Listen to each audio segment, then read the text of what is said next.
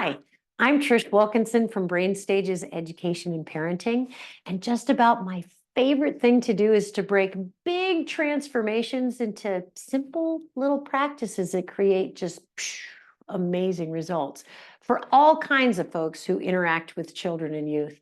So in the next 10 minutes, you're going to discover some super simple practices that prepare kids' brains for learning by literally getting their brains in gear and then giving their learning purpose. Wow, purpose. That's a big one. We have a whole different attitude about doing something when we have a good reason to do it, right? Then we'll talk about giving kids the opportunity for their brains to process what they've learned for sticking power. So prepare, purpose, and process. It sounds so simple, right? You'd be amazed at the difference these 3 P's right here make for all of us, because prepare, purpose, process, they're all in alignment with how our brains develop, function, and learn. In fact, these 3 P's work for just about everything from math and science to writing and literature to learning another language and to learning how to manage emotions and create healthy friendships. I mean, it's pretty cool. Just about everything. I didn't figure out all these P's because I'm so amazing. See, I'd been a teacher for several years by the time my husband and I decided to have kids, and I thought, I'm a pro with kids. Being a parent is going to be a piece of cake. But we were blessed with a couple of children who had challenges, stuff like attention issues and auditory processing problems and severe anxiety. What? Trish, you had all that stuff in your family? Yes, we did. And to be fair, I get distracted pretty easily myself. Like, look, a puppy. And apples come from apple trees, right? So here I was, supposed to be an expert with children, and I felt like I was failing our own kids. So I talked to other experts, like a couple of psychiatrists and, well, psychologists and a neurologist and a pediatrician. And I also read a ton of books and articles and a bunch of research studies. Seriously, I became just a total science nerd. It's almost a little embarrassing. But after a lot of trial and error, our kids were really good sports, but they stopped getting in trouble with their teachers, and they got along better with people, and they made new friends, and they just took off academically. Well, around the same time, I was teaching a pretty tough group of 4th graders, one of those classes where you feel like, how am I going to get through this week? So I decided to try out some of the brain-friendly practices we did at home with the kids in my classroom.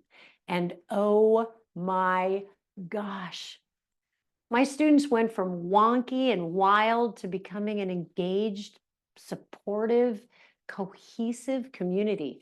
And they did so well on those state tests that a proctor was put in my classroom the following year to prove I wasn't cheating. Prepare, purpose, process is powerful for you, for me, for toddlers to teens, for all of us, because the 3 P's are what our brains need to function at their best. So, what small practices can we incorporate in our day to prepare our brains for thinking?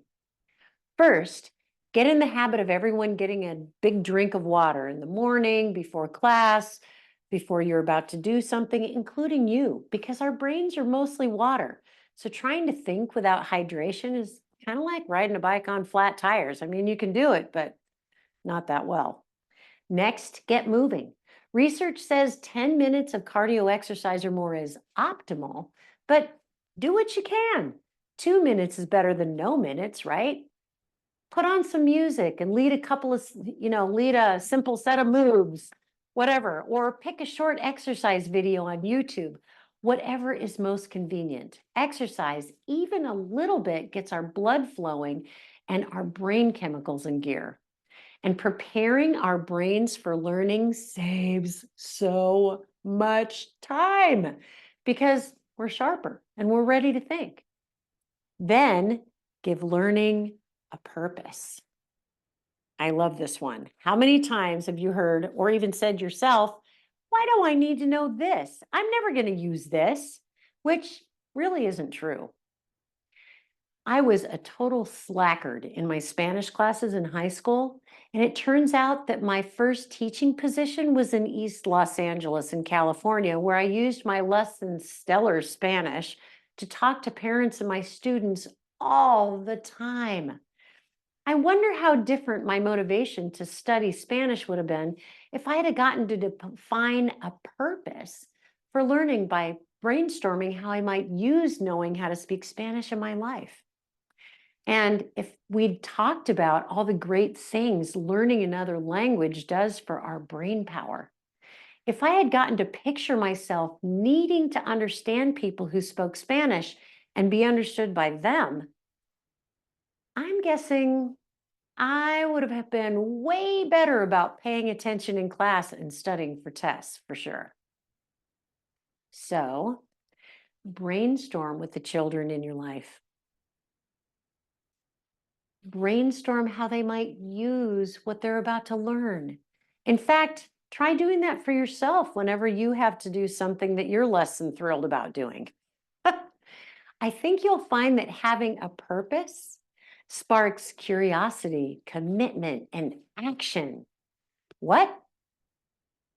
You think you might have trouble coming up with a purpose for learning certain lessons or skills? If you get stuck, hit up ChatGPT or any AI engine. You can ask AI things like, why is it beneficial for a 13-year-old to understand how to do linear equations? When I did that, my favorite answer on the long list that came up was linear equations are used in real world scenarios, such as calculating costs and determining rates of change and predicting outcomes from a set of data, from data trends. In other words, we use math in a lot of different jobs and careers, as well as in our everyday life. Understanding we're getting tools to figure out how to solve problems that come up for us is a good reason for learning something, right? Other questions you might ask AI are, what are some good reasons for a 7-year-old to learn how to pick apart a story for plot and theme and characters? Or what are the benefits of learning geometry or another language? Or what happened? Why do we care what happened in ancient Egypt? Or whatever. Then students can choose a couple of reasons from the long list that comes up to learn whatever you're about to work on that resonates with them. Having a purpose for learning something makes the information or skill way more interesting, right? Sometimes even exciting because defining purpose gives learning context, which makes it easier for our brains to connect the dots and apply new information to things that we already know. Purpose is important. And then the third P is for process. After we learn something new, we just take a few minutes to think about what we learned and how we might use that information or skill. And this is key. Then we tell someone else what we learned and how we're going to use it. This gives our brain the chance to process new information and store it in the context we've attached to that new knowledge. So taking a few minutes to allow our brains to process gives new information what I call sticking power. You know, I still had to review with my students, but not nearly as often. And giving their brains a chance to process also gave their learning ownership. They often built on what they'd learned on their own by applying their knowledge and skills to situations in everyday life. I have kids come up to me and say, Mrs. Wilkinson, I used this or this in the grocery store. So we're talking prepare, purpose, process. It's a lot of P's, right? Kindergartners need a little coaching, a little more coaching than older children but it doesn't take them long to become pros at reminding their peers to drink water, or leading the quick morning exercise, or facilitating brainstorming to find purpose, or directing the class through the processing of what they learned. So prepare, purpose, process.